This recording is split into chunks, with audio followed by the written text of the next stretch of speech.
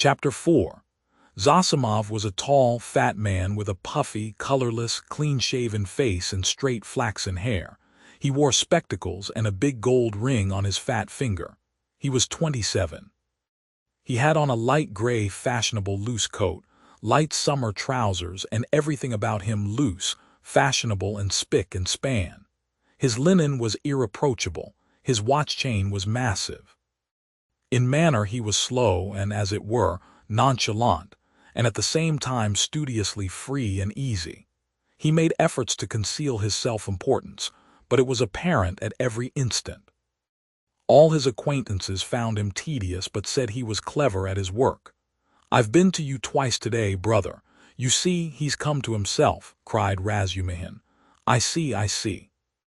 "And how do we feel now, eh?" said Zosimov to Raskolnikov. Watching him carefully and sitting down at the foot of the sofa, he settled himself as comfortably as he could. "He is still depressed," Razumihin went on. "We've just changed his linen, and he almost cried." "That's very natural. You might have put it off if he did not wish it. His pulse is first-rate. Is your head still aching, eh?" "I am well, I am perfectly well," Raskolnikov declared positively and irritably. He raised himself on the sofa and looked at them with glittering eyes, but sank back onto the pillow at once and turned to the wall. Zosimov watched him intently. "Very good. Going on all right," he said lazily. "Has he eaten anything?" They told him and asked what he might have. "He may have anything. Soup, tea, mushrooms and cucumbers, of course you must not give him. He'd better not have meat either, and—" "But no need to tell you that." Razumihin and he looked at each other. "No more medicine or anything. I'll look at him again tomorrow, perhaps today even, but never mind." "Tomorrow evening I shall take him for a walk," said Razumihin. "We are going to the Yusupov garden, and then to the Palais de Cristal. I would not disturb him tomorrow at all, but I don't know, a little maybe, but we'll see. Ach, what a nuisance. I've got a housewarming party tonight. It's only a step from here. Couldn't he come? He could lie on the sofa. You are coming," Razumihin said to Zosimov. "Don't forget you promised." "All right, only rather later. What are you going to do?" "Oh, nothing, tea, vodka, herrings. There will be a pie, just our friends." "And who?" "All neighbors here, almost all new friends except my old uncle, and he is new too. He only arrived in Petersburg yesterday to see to some business of his. We meet once in 5 years. "What is he?" "He's been stagnating all his life as a district postmaster, gets a little pension. He is 65, not worth talking about, but I am fond of him. Porfiry Petrovitch, the head of the investigation department here, but you know him." "Is he a relation of yours, too?" "A very distant one, but why are you scowling?" "Because you quarreled once, won't you come then?" "I don't care a damn for him." "So much the better. Well, there will be some students, a teacher, a government clerk, a musician, an officer, and Zametov." "Do tell me, please, what you or he," Zosimov nodded at Raskolnikov, "can have in common with this Zametov." "Oh, you particular gentlemen." "Principles. You are worked by principles, as it were by springs. You won't venture to turn round on your own account. If a man is a nice fellow, that's the only principle I go upon. Zametov is a delightful person, though he does take bribes." "Well, he does, and what of it? I don't care if he does take bribes," Razumihin cried with unnatural irritability. "I don't praise him for taking bribes. I only say he is a nice man in his own way. But if one looks at men in all ways, are there many good ones left? Why, I am sure I shouldn't be worth a baked onion myself, perhaps with you thrown in."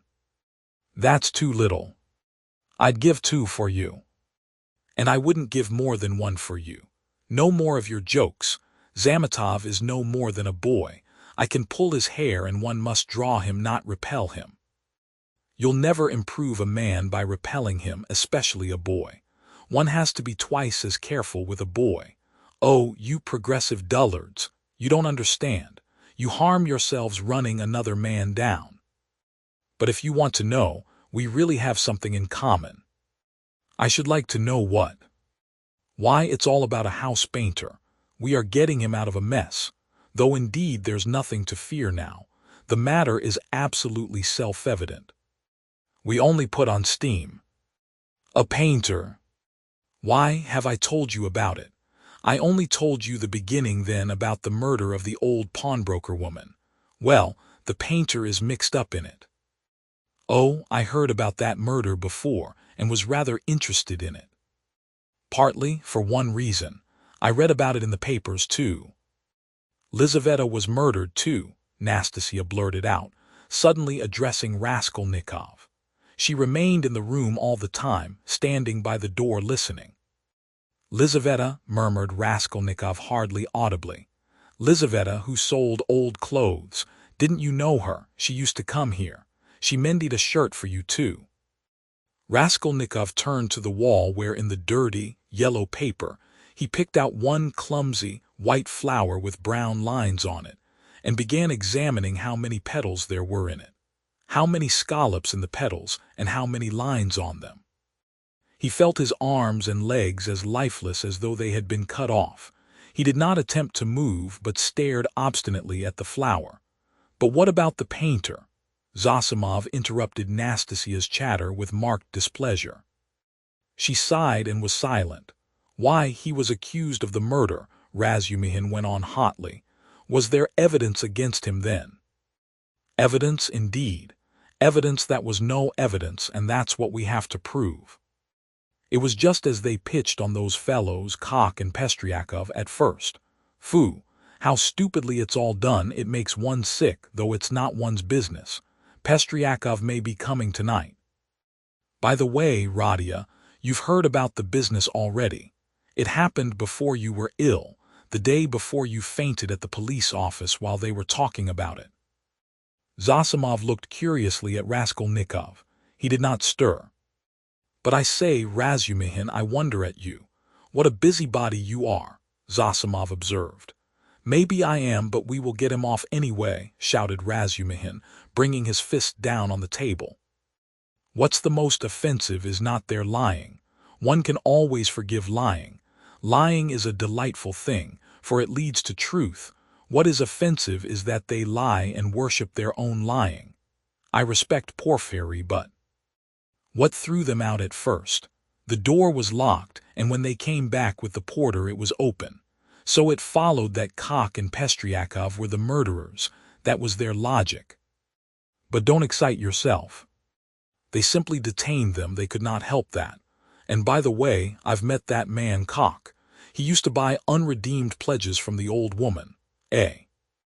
Yes, he is a swindler. He buys up bad debts too. He makes a profession of it. But enough of him. Do you know what makes me angry? It's their sickening, rotten, petrified routine. And this case might be the means of introducing a new method. One can show from the psychological data alone how to get on the track of the real man. We have facts, they say, but facts are not everything. At least half the business lies in how you interpret them. Can you interpret them then? Anyway, one can't hold one's tongue when one has a feeling, a tangible feeling, that one might be a help if only. Do you know the details of the case? I am waiting to hear about the painter. Oh yes. Well, here's the story. Early on the third day after the murder, when they were still dandling Kok and Pestriakov, though they accounted for every step they took, and it was as plain as a pikestaff, an unexpected fact turned up. A peasant called Dushkin, who keeps a dram shop facing the house, brought to the police office a jeweler's case containing some gold earrings, and told a long rigmarole. The day before yesterday, just after 8 o'clock, marked the day and the hour. A journeyman house painter, Nikolay, who had been in to see me already that day, brought me this box of gold earrings and stones, and asked me to give him 2 rubles for them. When I asked him where he got them, he said that he picked them up in the street. I did not ask him anything more. I am telling you Dushkin's story. I gave him a note, a ruble that is, for I thought if he did not pawn it with me he would with another. It would all come to the same thing. He'd spend it on drink, so the thing had better be with me. The further you hide it the quicker you will find it, and if anything turns up, if I hear any rumors, I'll take it to the police. Of course, that's all taradiddle. He lies like a horse, for I know this Dushkin. He is a pawnbroker and a receiver of stolen goods, and he did not cheat Nikolay out of a 30-ruble trinket in order to give it to the police. He was simply afraid. But no matter, to return to Dushkin's story. I've known this peasant, Nikolay Dementiev, from a child. He comes from the same province and district of Zaraisk. We are both Ryazan men. And though Nikolay is not a drunkard, he drinks, and I knew he had a job in that house, painting work with Dmitri, who comes from the same village too. As soon as he got the ruble he changed it, had a couple of glasses, took his change and went out. But I did not see Dmitri with him then. And the next day I heard that someone had murdered Alyona Ivanovna and her sister, Lizaveta Ivanovna, with an axe. I knew them, and I felt suspicious about the earrings at once, for I knew the murdered woman lent money on pledges. I went to the house and began to make careful inquiries without saying a word to anyone. First of all I asked, "Is Nikolay here?" Dmitri told me that Nikolay had gone off on the spree. He had come home at daybreak drunk, stayed in the house about 10 minutes and went out again. Dmitri didn't see him again and is finishing the job alone. And their job is on the same staircase as the murder, on the second floor.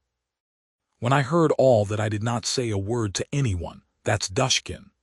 I found out what I could about the murder and went home feeling as suspicious as ever. And at 8 o'clock this morning, that was the third day, you understand, I saw Nikolay coming in, not sober, though not to say very drunk. He could understand what was said to him. He sat down on the bench and did not speak. There was only one stranger in the bar and a man I knew asleep on a bench and our 2 boys. "Have you seen Dmitri?" said I. "No, I haven't," said he. "And you've not been here either?" "Not since the day before yesterday," said he. "And where did you sleep last night?" "In Pesky with the Kolomensky men." "And where did you get those earrings?" I asked. "I found them in the street," and the way he said it was a bit queer. He did not look at me. "Did you hear what happened that very evening at that very hour on that same staircase?" said I. "No," said he, "I had not heard," and all the while he was listening, his eyes were staring out of his head and he turned as white as chalk. I told him all about it and he took his hat and began getting up. I wanted to keep him. "Wait a bit, Nikolay," said I, "won't you have a drink?" And I signed to the boy to hold the door, and I came out from behind the bar, but he darted out and down the street to the turning at a run. I have not seen him since. Then my doubts were at an end. It was his doing, as clear as could be. "I should think so," said Zosimov. "Wait, hear the end. Of course they sought high and low for Nikolay. They detained Dushkin and searched his house. Dmitri, too, was arrested. The Kolomensky men also were turned inside out. And the day before yesterday they arrested Nikolay in a tavern at the end of the town. He had gone there, taken the silver cross off his neck and asked for a dram for it. They gave it to him. A few minutes afterwards the woman went to the cowshed, and through a crack in the wall she saw in the stable adjoining he had made a noose of his sash from the beam, stood on a block of wood, and was trying to put his neck in the noose. The woman screeched her hardest. People ran in. "So that's what you are up to? Take me," he says, "to such and such a police officer. I'll confess everything." Well, they took him to that police station, that is here, with a suitable escort.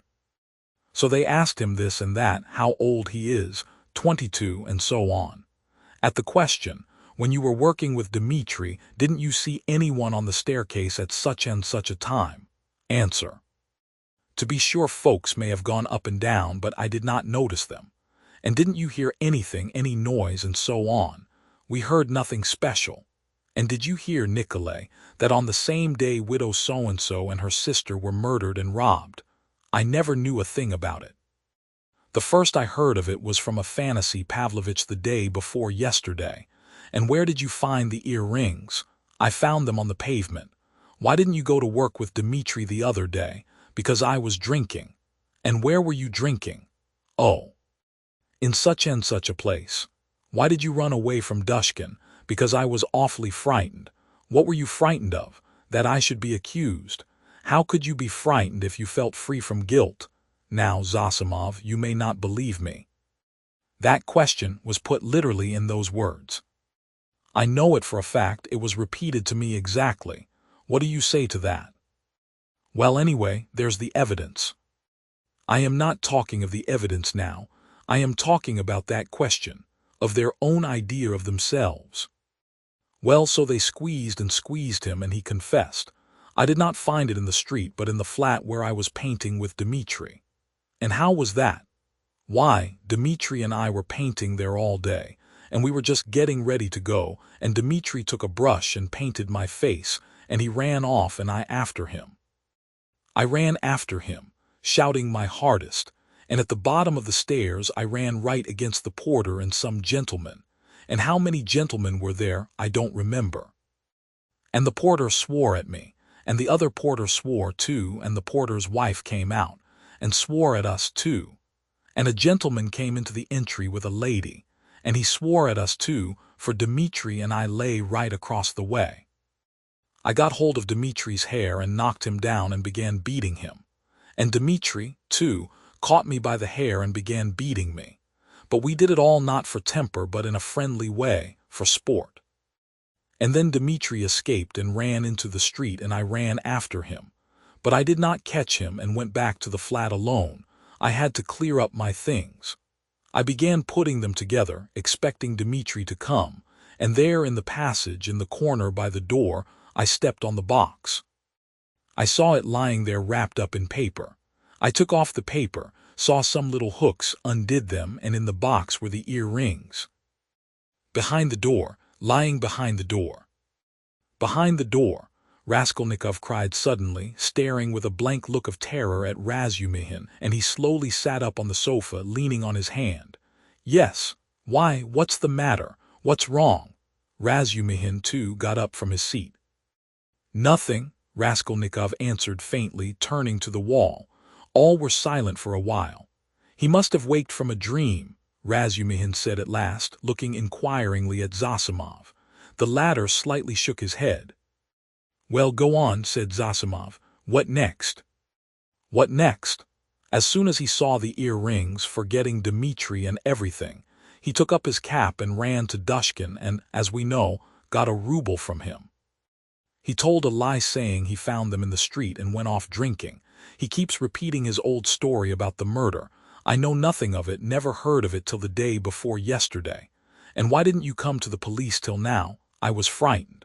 And why did you try to hang yourself? From anxiety. What anxiety? That I should be accused of it. Well, that's the whole story. And now, what do you suppose they deduced from that? Why, there's no supposing. There's a clue, such as it is a fact. You wouldn't have your painter set free. Now they've simply taken him for the murderer. They haven't a shadow of doubt. That's nonsense. You are excited. But what about the earrings? You must admit that, if on the very same day and hour earrings from the old woman's box have come into Nikolai's hands, they must have come there somehow. That's a good deal in such a case. How did they get there? How did they get there? Cried Razumihin. How can you, a doctor, whose duty it is to study man, and who has more opportunity than anyone else for studying human nature, how can you fail to see the character of the man in the whole story? Don't you see at once that the answers he has given in the examination are the holy truth? They came into his hand precisely as he has told us. He stepped on the box and picked it up. The holy truth. But didn't he own himself that he told a lie at first? Listen to me, listen attentively. The porter and cock and Pestriakov and the other porter and the wife of the first porter, and the woman who was sitting in the porter's lodge and the man Kryukov, who had just got out of a cab at that minute and went in at the entry with a lady on his arm, that is 8 or 10 witnesses, agree that Nikolai had Dmitri on the ground, was lying on him beating him, while Dmitri hung on to his hair, beating him too. They lay right across the way, blocking the thoroughfare. They were sworn at on all sides while they, like children, the very words of the witnesses were falling over one another, squealing, fighting and laughing with the funniest faces, and chasing one another like children, they ran into the street. Now take careful note. The bodies upstairs were warm, you understand, warm when they found them. If they, or Nikolay alone, had murdered them and broken open the boxes, or simply taken part in the robbery, allow me to ask you one question. Do their state of mind, their squeals and giggles and childish scuffling at the gate fit in with axes, bloodshed, fiendish cunning, robbery? They just killed them not 5 or 10 minutes before, for the bodies were still warm, and at once, leaving the flat open, knowing that people would go there at once, flinging away their booty, they rolled about like children, laughing and attracting general attention. And there are a dozen witnesses to swear to that. Of course it is strange, it's impossible indeed, but... No, brother, no buts. And if the earrings being found in Nikolay's hands at the very day and hour of the murder constitutes an important piece of circumstantial evidence against him, although the explanation given by him accounts for it, and therefore it does not tell seriously against him, one must take into consideration the facts which prove him innocent, especially as they are facts that cannot be denied. And do you suppose, from the character of our legal system, that they will accept, or that they are in a position to accept, this fact, resting simply on a psychological impossibility, as irrefutable and conclusively breaking down the circumstantial evidence for the prosecution? No, they won't accept it, they certainly won't, because they found the jewel case and the man tried to hang himself, which he could not have done if he hadn't felt guilty. That's the point, that's what excites me, you must understand. Oh, I see you are excited. Wait a bit, I forgot to ask you, what proof is there that the box came from the old woman? That's been proved, said Razumihin with apparent reluctance, frowning. Koch recognized the jewel case and gave the name of the owner, who proved conclusively that it was his. That's bad. Now another point. Did anyone see Nikolay at the time that Koch and Pestryakov were going upstairs at first, and is there no evidence about that? Nobody did see him, Razumihin answered with vexation. That's the worst of it. Even Koch and Pestryakov did not notice them on their way upstairs, though, indeed, their evidence could not have been worth much. They said they saw the flat was open, and that there must be work going on in it, but they took no special notice and could not remember whether there actually were men at work in it. So the only evidence for the defense is that they were beating one another and laughing. That constitutes a strong presumption, but how do you explain the facts yourself? How do I explain them? What is there to explain? It's clear. At any rate, the direction in which explanation is to be sought is clear, and the jewel case points to it. The real murderer dropped those earrings. The murderer was upstairs, locked in, when Koch and Pestryakov knocked at the door. Koch, like an ass, did not stay at the door, so the murderer popped out and ran down, too, for he had no other way of escape. He hid from Koch, Pestryakov and the porter in the flat when Nikolay and Dmitri had just run out of it. He stopped there while the porter and others were going upstairs, waited till they were out of hearing, and then went calmly downstairs at the very minute when Dmitri and Nikolay ran out into the street, and there was no one in the entry. Possibly he was seen, but not noticed. There are lots of people going in and out. He must have dropped the earrings out of his pocket when he stood behind the door, and did not notice he dropped them, because he had other things to think of. The jewel case is a conclusive proof that he did stand there. That's how I explain it. Too clever. No, my boy, you're too clever. That beats everything. But why? Why? Because everything fits too well. It's too melodramatic. Ayok, Razumihin was exclaiming, but at that moment the door opened, and a personage came in who was a stranger to all present.